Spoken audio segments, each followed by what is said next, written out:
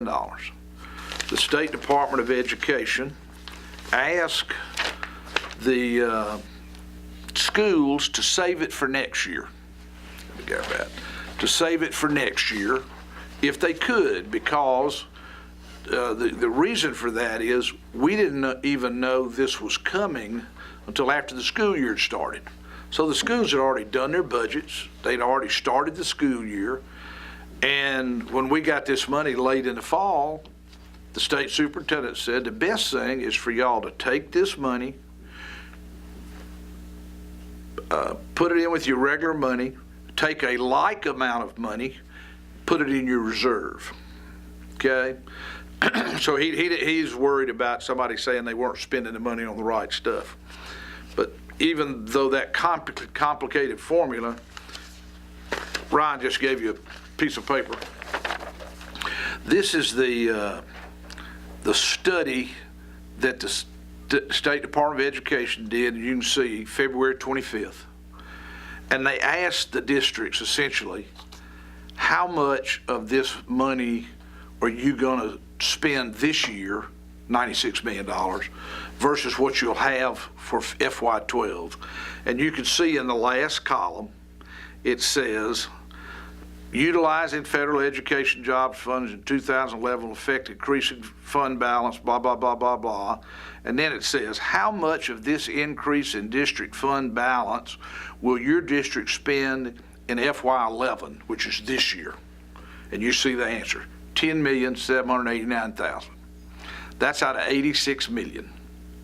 So this is not Haley's calculation. This is the State Department of Education asking the districts. So the districts themselves say, we'll have $85 million of that money for next year. But the House wouldn't count that, even though we had counted it in 10 and 11. So what you've got here at $2,041 million includes federal money in year 10 and 11, doesn't include this money in 12, so the schools are going to get an extra $85 million. Okay, that's the point here. I ask in my budget for them to save $30 million of it.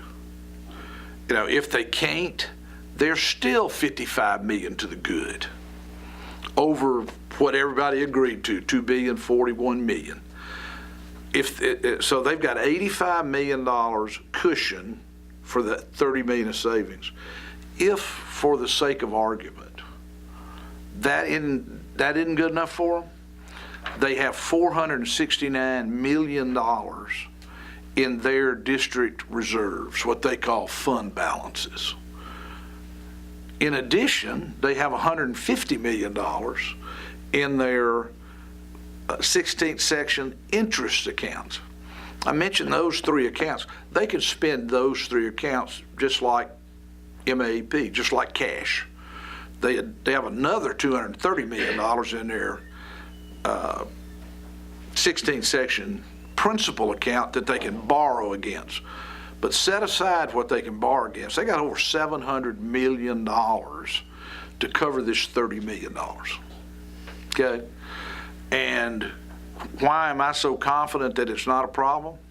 Last year, when we had budget cuts in education, the school district spent $25 million of their reserves. They had $494 million in reserves when the year started last year. When the year ended, they had $469 million.